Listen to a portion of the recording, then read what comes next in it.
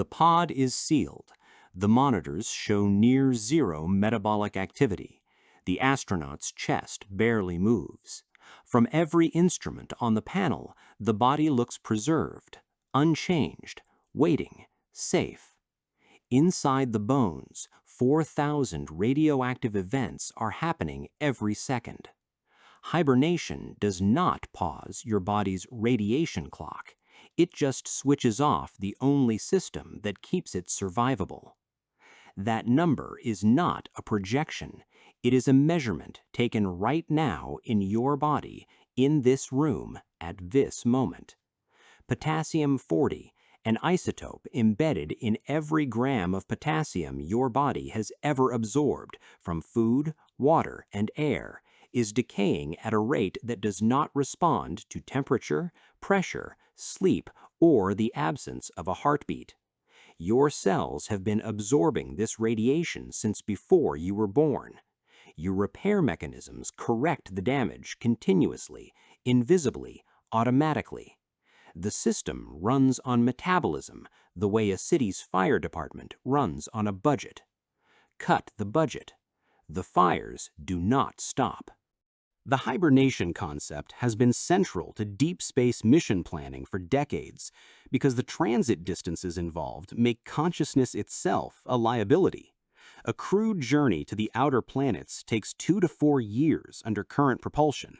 A mission to the nearest star system at any velocity humanity has achieved would span generations.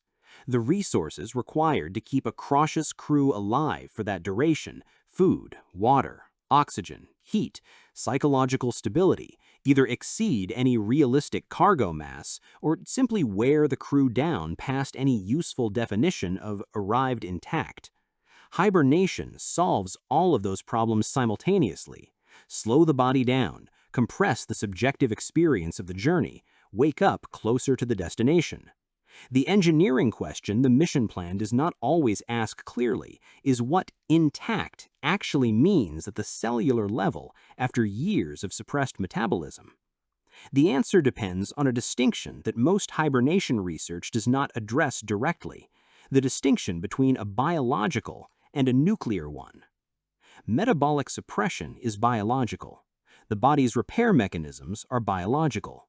Lowering core temperature, reducing heart rate, decreasing cellular activity, these are biological adjustments, governed by the same chemistry that controls every other function in the body.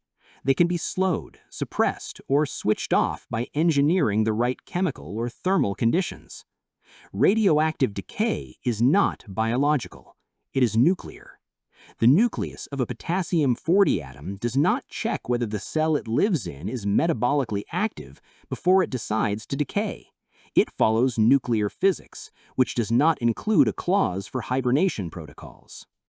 Potassium-40 has a half-life of approximately 1.25 billion years.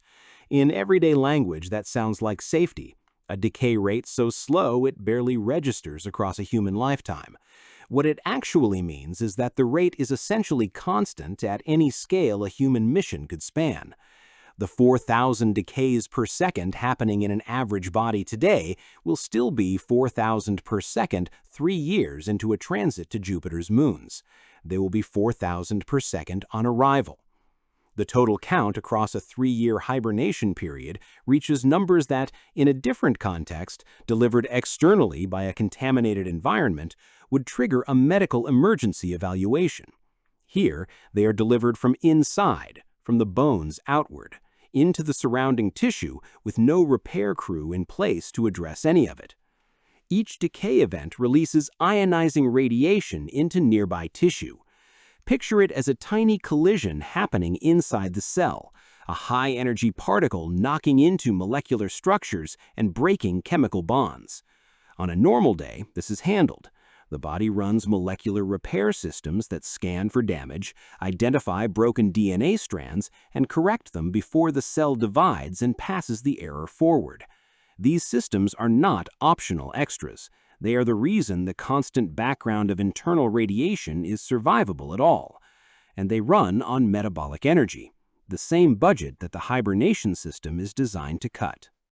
An annual internal dose of roughly 0.3 millisieverts from K40 alone is the number a fully awake, fully metabolizing body manages without incident. That number, unrepaired, does not stay at 0.3 millisieverts. It accumulates. Month by month, the damage log grows without corrections being written into it. By year 2 of emission, the unrepaired cellular damage load begins approaching a threshold range where clinical consequences, increased cancer risk, cellular dysfunction in bone marrow, immune system compromise, become measurable rather than theoretical. Not at a dramatic moment, not with a warning light, slowly, invisibly, in tissue that shows no outward sign of anything wrong. The closest documented parallel to this mechanism did not happen in space.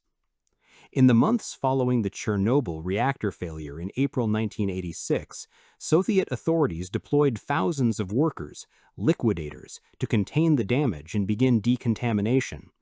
Many received external radiation exposure from the site itself. A subset received something different, internal exposure from ingested and inhaled isotopes, primarily cesium-137 and iodine-131, that had settled into their tissue. These were not workers who stayed near the reactor. Some had left the exclusion zone entirely. The isotopes came with them, embedded in muscle and thyroid, and continued delivering radiation from inside after the external source was no longer present. Medical records from the Soviet Ministry of Health documented cellular damage in these cases that was disproportionate to the external dose measurements because the external measurements did not capture the source that had relocated into the body. The damage continued after the threat was classified as over. The hibernating astronaut does not inhale a contaminant. The potassium is native. It has always been there. It is necessary, and it cannot be removed. But the structure of the exposure is the same. The source is internal, the emission is continuous, and the defense has been deliberately disabled by the same engineering decision that made the mission possible in the first place. The most immediate proposed response to this problem is dietary restriction. Reduce potassium intake before and during the mission. Lower the total body inventory of potassium, and the number of K40 decays per second drops with it. The math supports this in a narrow technical sense. Potassium is also the electrolyte that regulates the electrical gradient across cardiac muscle. The heart contracts because a precise concentration difference exists between potassium inside cells and sodium outside them. That gradient is not a refinement, it is the mechanism. Reduce potassium below the threshold where cardiac function remains stable and the gradient breaks down. The heart does not beat irregularly, it stops, and the reduction required to meaningfully change the K40 decay rate would need to go far deeper than the threshold where the cardiac clock begins failing. The dietary fix kills the astronaut at lower potassium levels than it would need to reach to protect them at the radiation level. It is not a trade-off. It is a sequential pair of deaths where the second one arrives before the problem it was meant to solve. The longer-range engineering answer is autonomous cellular repair, molecular systems that operate on their own power supply independent of the body's metabolic state, identifying and correcting DNA damage while everything else is suppressed. In principle, this breaks the coupling between hibernation and radiation vulnerability. The repair system runs, the hibernation system runs, neither interferes with the other. The problem is that molecular repair technology of this kind, operating reliably inside living human tissue at the scale and speed required to address continuous isotope decay, does not exist in any demonstrated form. Laboratory stage research in nanomedicine points toward this direction. A crewed Mars transit mission cannot be scheduled on a timeline anchored to technology that has not yet been shown to function outside a controlled research environment. That leaves the third option, the one with the clearest biologic logic: periodic wake cycles.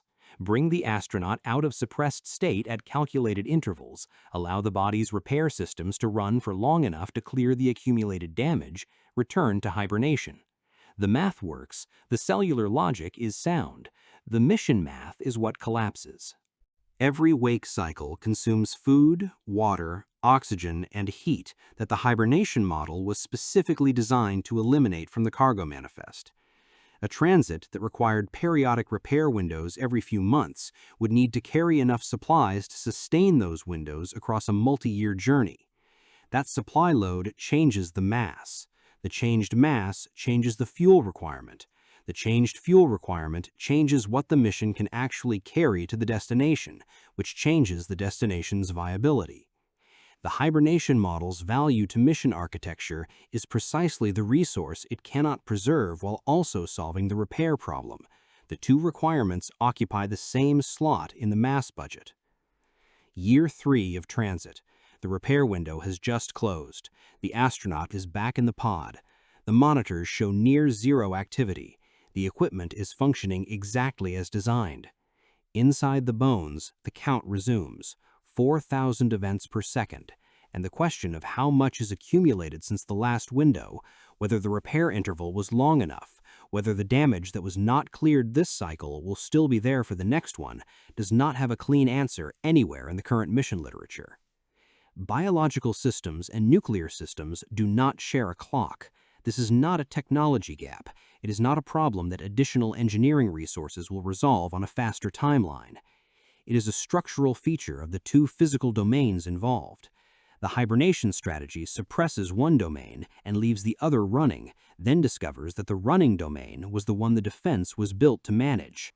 The Starship architecture, currently under development by SpaceX, and crew transit vehicles being evaluated under NASA's Moon to Mars program, will eventually face a transit duration problem that propulsion alone cannot solve. The planning documents for crewed Mars missions already reference hibernation as a candidate solution for the 6 to 9 month one-way journey.